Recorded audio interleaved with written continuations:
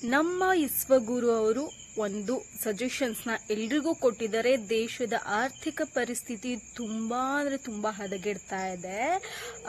ಹಣದುಬ್ಬರ ಹೆಚ್ಚಾಗುವಂತಹ ಸಾಧ್ಯತೆ ಇರುತ್ತೆ. ಅದಕ್ಕೆ ಚಿನ್ನ ಖರೀದಿಯನ್ನು ಕಡಿಮೆ ಮಾಡಿ, ಪೆಟ್ರೋಲ್ ಡೀಸೆಲ್ ಬಳಕೆಯನ್ನು ಕಡಿಮೆ ಮಾಡಿ ಅಂತ ಎಲ್ರಿಗೂ ಕೂಡ ದೇಶಾದ್ಯಂತ ಪ್ರತಿಯೊಬ್ಬ ಜನರನ್ನ ಕುರಿತು ಅವರು ತಮ್ಮ ಭಾಷಣದಲ್ಲಿ ಪ್ರಧಾನಮಂತ್ರಿಯವರು ಮಾತನಾಡಿದ್ದಾರೆ.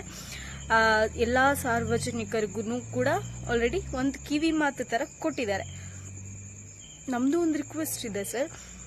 ಏನಪ್ಪ ಅಂದರೆ, ನೀವು ಏನು ಎಲ್ಲಾದರೂ ಪ್ರಚಾರ ಮಾಡೋಕ್ಕೆ ಹೋಗಬೇಕು ಅಂದರೆ 15-20 ಕಾರ್ಗಳಲ್ಲಿ ಹೋಗ್ತಿರಲ್ಲ, ಅದ್ರ ಬದಲು ನೀವು ಹೋಗುವಂತಹ ಕಾರ್ನಲ್ಲೇ ನಿಮ್ಮ ಬಾಡಿ ಗಾರ್ಡ್ಸ್ನ ಇಟ್ಕೊಳ್ಳಿ, ಪೊಲೀಸ್ ಅವ್ರನ್ನ ಇಟ್ಕೊಳ್ಳಿ.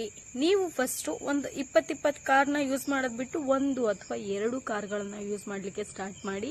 ಅಲ್ಲಿಗೆ ನಮ್ಮ ಜನ ಯಾವ ರೀತಿ ತಗೊಳ್ತಾರೆ ಅಂದರೆ, ನಮ್ಮ ಪ್ರಧಾನಮಂತ್ರಿಯವರೇ ಈ ರೀತಿ ರೂಲ್ಸ್ ರೆಗ್ಯುಲೇಷನ್ಸ್ ಅಂತ ಫಾಲೋ ಮಾಡಬೇಕಾದ್ರೆ ಆ್ಯಂಡ್ ಅವರ 20 ಕಾರ್ ಬಳಸುವಂಥವ್ರು ಕೇವಲ 2 ಕಾರ್ ಬಳಸ್ತಾ ಇದ್ದಾರೆ, 1 ಕಾರ್ ಬಳಸ್ತಾ ಇದ್ದಾರೆ ಅಂತ ಅಂದ್ಕೊಳ್ತಾರೆ. ಆ್ಯಂಡ್ ಅದನ್ನು ತುಂಬ ಚೆನ್ನಾಗಿ ಎಕ್ಸೆಪ್ಟ್ ಮಾಡ್ಕೊಳ್ತಾರೆ. ಕೇವಲ ನೀವಷ್ಟು 20ರಿಂದ 2 ಕಾರ್ಗಳಷ್ಟು ರೆಡ್ಯೂಸ್ ಮಾಡೋದಲ್ಲ, ಪ್ರತಿಯೊಬ್ಬ ಮಿನಿಸ್ಟರ್ಸ್ ಕೂಡ, ಪ್ರತಿಯೊಬ್ಬ ಪೊಲಿಟಿಷಿಯನ್ ಕೂಡ ಏನು 5-10 ಕಾರ್ಗಳನ್ನು ಯೂಸ್ ಮಾಡಿಕೊಂಡು ತಾವು ತಮಗೊಂದು ಗಾಡಿ, ತಮ್ಮ PAಗೊಂದು ಗಾಡಿ, ತಮ್ಮ ಏನು ಬಾಡಿ ಗಾರ್ಡ್ಸ್ಗಳಿಗೆ ಒಂದು ಗಾಡಿ, ತಮ್ಮ ಸೆಕ್ಯೂರಿಟೀಸಿಗಂತಾನೆ ಒಂದು ಗಾಡಿ, ಪೊಲೀಸ್ ಅವರಿಗೆ ಅಂತ ಒಂದು ಗಾಡಿ, ಏನೆಲ್ಲ ವೆಹಿಕಲ್ಸ್ನ ಅರೇಂಜ್ ಮಾಡ್ಕೊಳ್ತಿರಲ್ಲ, ಅದನ್ನ ಬಳಕೆ ನೀವುಗಳು ಫಸ್ಟ್ ಕಡಿಮೆ ಮಾಡಿ. ಆಮೇಲೆ ಜನ ಆಟೋಮೆಟಿಕಲಿ ಅಡಾಪ್ಟ್ ಮಾಡ್ಕೊಳ್ತಾರೆ.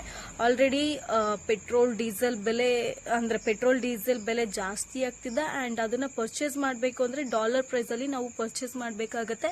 ಅದರಿಂದ ನಮ್ಮ ದೇಶಕ್ಕೆ ಆರ್ಥಿಕ ಹೊರೆ ತುಂಬ ಜಾಸ್ತಿ ಬೀಳತ್ತೆ ಅಂತ ಅಂದ್ಕೊಂಡು ಪ್ರತಿಯೊಬ್ಬ ಜನರಿಗೂ ತಮ್ಮ ಭಾಷಣದ ಮೂಲಕ ಪ್ರಚಾರವನ್ನು ನಮ್ಮ ಪ್ರಧಾನಿ ಮಂತ್ರಿಗಳು ಕೊಟ್ಟಿದ್ದಾರೆ.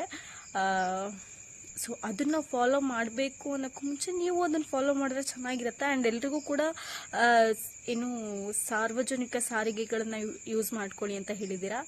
ನೀವುಗಳು ಓಡಾಡಿದರೆ ಚೆನ್ನಾಗಿತ್ತು. ಏನು ಮಾಡೋದು, ಪ್ರಜೆಗಳಿಂದ ಪ್ರಜೆಗಳಿಗಾಗಿ ಪ್ರಜೆಗಳಿಗೋಸ್ಕರ ಇರುವ ಸರ್ಕಾರದ ವ್ಯವಸ್ಥೆ ಅಡಿಯಲ್ಲಿ ನಾವು ಬದುಕ್ತಾ ಇಲ್ಲ. ಏನು ಹೇಳೋದು, ರಾಜರ ಆಡಳಿತದಲ್ಲಿ ಬದುಕ್ತಾ ಇದ್ದೀವಿ. ಏನೂ ಮಾಡೋಂಗಿಲ್ಲ. ಬಟ್ ನೀವು ಇದನ್ನು ಫಾಲೋ ಮಾಡಿ ಆಯಿತಾ. ನಮ್ಮ ವ್ಯವಸ್ಥೆ ಹೆಂಗಾಗ್ಬಿಟ್ಟಿದೆ ಅಂದರೆ, ಶ್ರೀಮಂತರಿಗೋಸ್ಕರ ಇರುವಂತಹ ದೇಶ ಆಗೋಗಿದೆ. ಸಾರ್ವಜನಿಕರು ಬದುಕೋದು, ಬಡವರು ಬದುಕೋದು, ಮಧ್ಯಮ ವರ್ಗದವರು ಬದುಕೋದು ಭಾಳ ಕಷ್ಟ ಆಗ್ಬಿಟ್ಟಿದೆ. ಒಂದು ಸ್ವಲ್ಪ ಎಲ್ಲ ಏರ್ಕೊಂಡು ಮೇಲೆ ಹೋಗ್ತಿದ್ದಾರೆ ಅನ್ನೋಷ್ಟೊತ್ತಿಗೆ ಮತ್ತೆ ಒಂದು ಏನಾರು ಆಗಿ ದುಬುಕ್ಕಂತ ಎಲ್ಲರೂ ಪರಿಸ್ಥಿತಿಗಳು, ಫಿನಾನ್ಷಿಯಲ್ ಸ್ಟೇಟಸ್ ತುಂಬ ಕೆಳಗೋಗ್ತಾ ಇದೆ. ಆ್ಯಂಡ್ ಈ ರೀತಿ ಎಲ್ಲ ಸಿಚುವೇಶನ್ಸ್ ಕ್ರಿಯೇಟ್ ಮಾಡ್ತಿರೋದಕ್ಕೆ ತಮಗೆ ಥ್ಯಾಂಕ್ ಯು ಸೋ ಮಚ್ ಅಂತ ಹೇಳ್ತಾ ಈ ವಿಡಿಯೋವನ್ನು ಇಲ್ಲಿಗೆ ಎಂಡ್ ಮಾಡ್ತೀನಿ. ಎಲ್ರಿಗೂ ಬಾಯ್, ಟೇಕ್ ಕೇರ್.